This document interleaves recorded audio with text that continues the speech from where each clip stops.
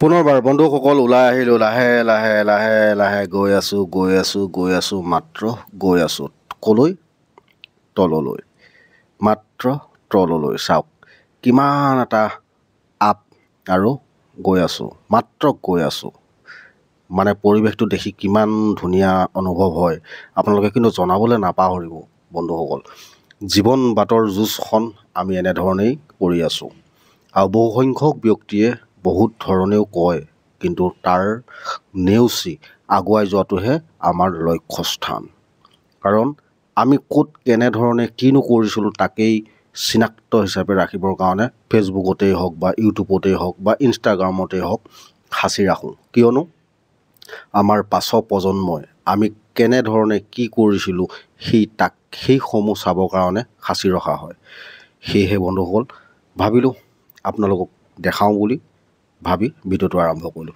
নমস্কাৰ বন্ধুসকল সকলোকে স্বাগতম জনালোঁ মোৰ চেনেলৰ এটা নতুন ভিডিঅ'লৈ।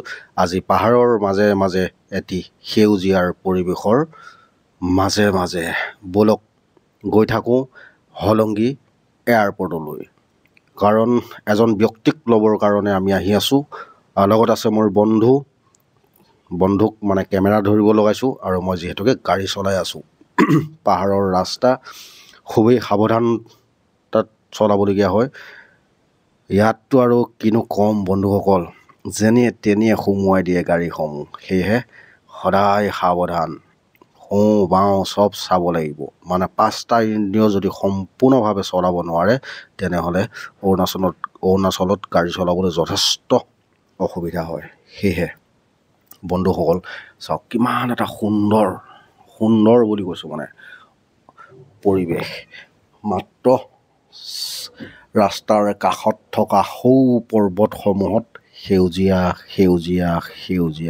মাত্ৰ সেউজীয়া সঁচাকৈ কিবা এটা ভাল লাগে মানে চাওকচোন কিমান ধুনীয়া এটা পৰিৱেশ মাত্ৰ সেউজীয়া সঁচাকৈ সেয়েহে জীৱন বাটৰ যিখিনি যুদ্ধ সেই যুদ্ধখিনি বহুতে বহুত ধৰণে ক'ব পাৰে আৰু সেইসমূহ নেওচি নিজে আগুৱাই যোৱাটো নিজৰ কথা নহয়নে কাৰণ বহুতে বহুত ধৰণে কথা ক'ব দিওঁতাই দিছে লওঁতাই কেনেকৈ লৈছোঁ আমি সেইটো নিজে বচাই চলিব লাগিব আৰু গৈ থাকিব লাগিব আগুৱাই কাৰণ ৰাইজেই ৰজা যদি ৰাইজে আমাক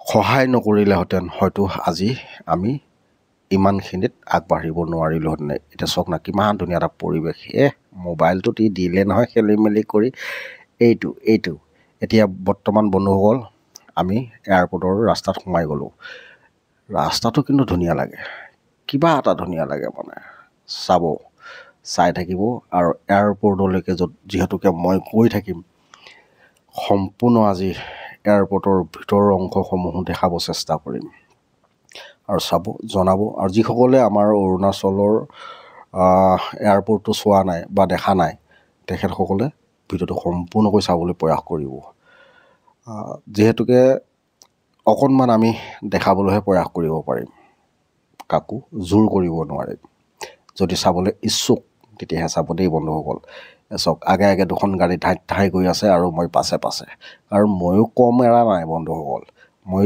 ধাই আহিছোঁ কাৰণ টাইম কভাৰ কৰিবলগীয়া হয় কাৰণ যিজন ব্যক্তিক নিবলৈ আহিছোঁ তেখেত আহি ৰৈ থাকিলে মনত অকণমান অশান্তিও পাব পাৰে ন সেয়েহে ধাই আহি আছোঁ সুন্দৰ এটা পৰিৱেশৰ মাজে মাজে সেউজীয়া মাত্ৰ সেউজীয়া সেয়েহে বন্ধুসকল চাওক আপোনালোকৰ কেনেকুৱা লাগিছে কমেণ্ট বক্সটো খোলা থাকিব কাৰণ জনাবলৈ কিন্তু নাপাহৰিব এইখনক কেনেকৈ মই পাছ পেলাই থৈ আগবাঢ়িব পাৰোঁ কাৰণ টাইম একদম খুবেই কম সেয়েহে ঠাই আহি আছোঁ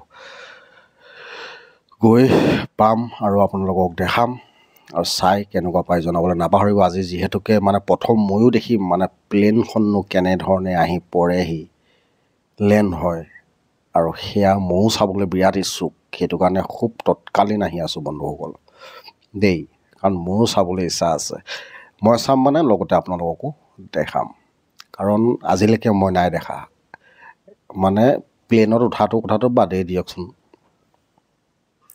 দেখাই নাই। আজি যিহেতুকে ওচৰৰ পৰা চাম বুলি ভাবি আহি আছোঁ, মাত্ৰ আহিহে আছোঁ।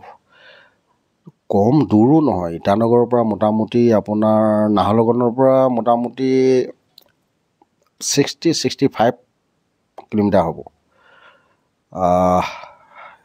আহি প্ৰায় এয়াৰপৰ্টৰ মেইন গেটৰ সন্মুখ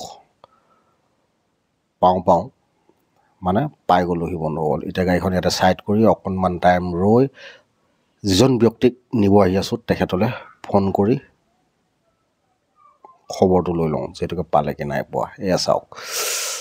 আৰু বিশেষকৈ ড্ৰাইভাৰসকলক মই এটা অনুৰোধ জনাওঁ, গাড়ী চলালে সদায় ছিট বেল্টডাল কিন্তু খুব প্ৰয়োজন। আৰু মোৰ বন্ধু আছিলে এইজন, বন্ধুক যিহেতুকে কেমেৰা ধৰিব দিছিলোঁ,